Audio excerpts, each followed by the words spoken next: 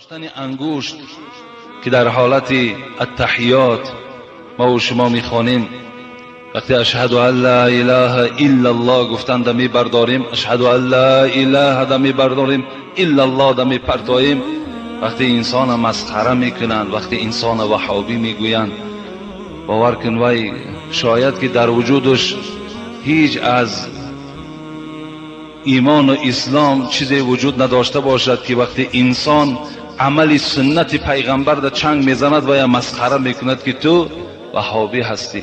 اگر وای وهابی باشد باز یک سخن دیگر گفتنی بدم. از این خاطر برداشتن انگشت این سنت است.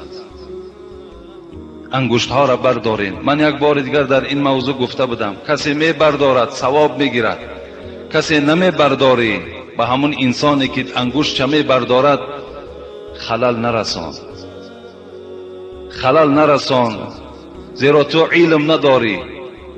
اگر تو علم داشته باشی مرحمت بیا نزد ما. کجا در 18 فاسد کننده نماز در برداشتن انگشت است؟ اگر در کدام کتابی هم که باشد این سند ندارد، این قول رد است، این دلیل ندارد در فاسد کننده نماز برداشتن انگشت باشد.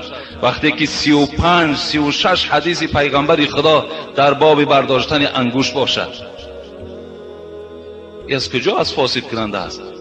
وقتی پیغمبر خدا میگه هی اشد علی الشیطان من الحدید، وقتی این حدیث پیغمبر خدا همین برداشتن که شما میبردارین انگشت اشهد ان لا اله الا که برداشتین، وقتی میگذارینش همچنان است که در سر شیطان شما با یک آهن زده باشید.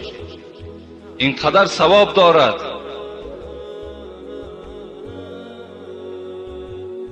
مسخره کننده در نزد الله البته گناهگار می شود. من به همه شما مراجعت میکنم، بردارین ان شاء الله ثواب میگیرین.